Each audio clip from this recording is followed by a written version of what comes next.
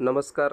आज आपण महावाचन उत्सव 2024 या पोर्टलमध्ये आपण विद्यार्थ्यांकडून जे वाचनाबाबत लेखन किंवा व्हिडिओ बनवले असतील तर ते कसे अपलोड करायचे याबाबत माहिती घेणार आहोत. तर आपण पहिल्यांदा गुगलवरती महावाचन उत्सव असं सर्च करायचं आहे. महावाचन उत्सव असं सर्च केल्यानंतर येणारी पहिली वेबसाईट आपली आहे. आणि मग इथे आपण पाहिलं तर पहिला जो ऑप्शन आहे तो स्कूल युजर रजिस्ट्रेशन आहे. तर ऑलरेडी सर्व शाळांनी रजिस्ट्रेशन केलेलं आहे. जर कोणाचं बाकी असेल तर इथली माहिती भरून तुम्हाला रजिस्ट्रेशन करायचं आहे.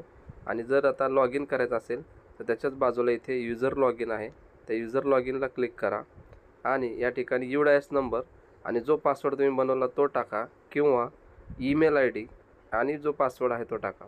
म्हणजे UIS किंवा ईमेल ID ह्या दोन्हीतलं कोणतंही तुम्ही टाकू शकता. तर मी ईमेल ID टाकलेला तर तो मी या ठिकाणी एंटर करतो.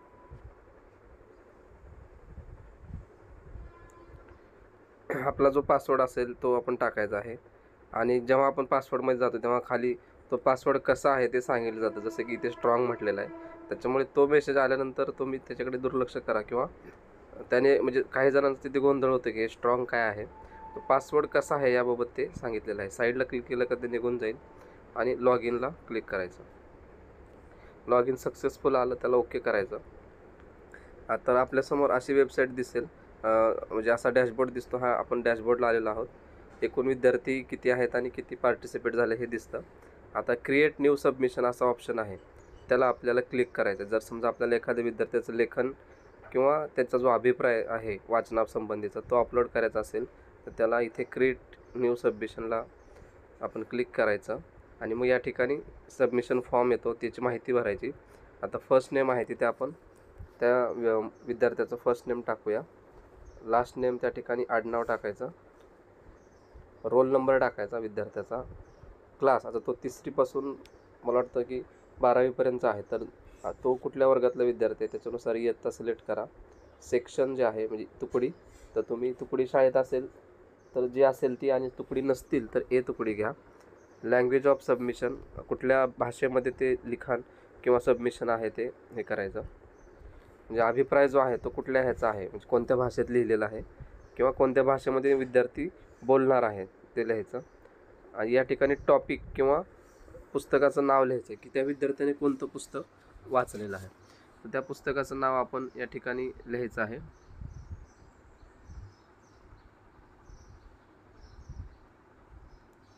त्याच्यानंतर इथे अपलोड कंटेंट म्हटलं आहे पहिला ऑप्शन. तिथे PDF किंवा JPG म्हणजे फोटो चालेल किंवा PDF सुद्धा चालेल जर विद्यार्थ्यांनी लेखन केलं असेल तर.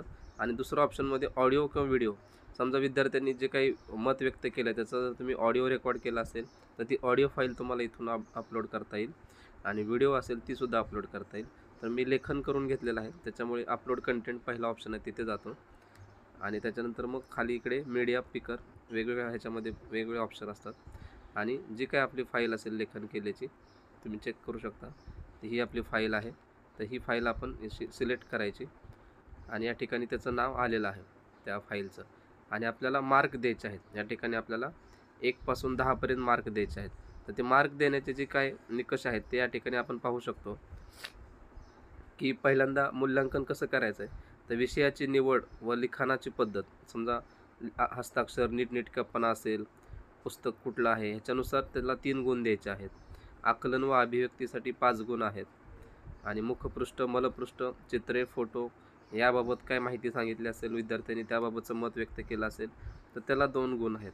तर एकंदरीत हे 10 मार्क आहेत. ह्या 10पैकी किती, म्हणजे हे जे 10 मार्क होतात 10पैकी विद्यार्थ्यांना किती आपण देत आहोत हे शाळा स्तरावरतीच आपल्याला मूल्यांकन करायचं आहे. तर त्यानुसार विद्यार्थ्यांच्या लेखनानुसार आपले जी फाईल आहे त्या विद्यार्थ्यांनी कसं लेखन केलं आहे त्याच्यानुसार आपल्याला ते मार्क देता येतात. तर आपण या ठिकाणी मार्क देऊया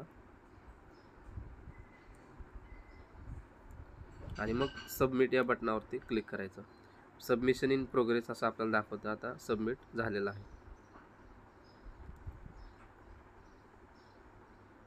परत आपण डॅशबोर्डला गेल्यानंतर आता इथे आपल्याला पार्टिसिपेटमध्ये एक आकडा म्हणजे एक अंक आणखी वाढलेला आपल्याला दिसतोय. आणि आपण जे काही सबमिट केले ते जर आपल्याला पाहायचं असेल तर आपण इथे व्ह्यूमध्ये जाऊन व्ह्यूमध्ये जाऊन ती फाईल आपल्याला ओपन करून पाहता येते की काय म्हणजे कशा प्रकारे लिहिलेलं आहे, आणि एडिट पण करता येतं. पुढे जर समजा त्याच्यामध्ये काही दुरुस्ती असेल तर तुम्ही एडिटसुद्धा करू शकता. तर अशा प्रकारे आपल्याला या महावाचन उत्सव या पोर्टलमध्ये विद्यार्थ्यांचा सहभाग आपल्याला नोंदवता येईल. धन्यवाद.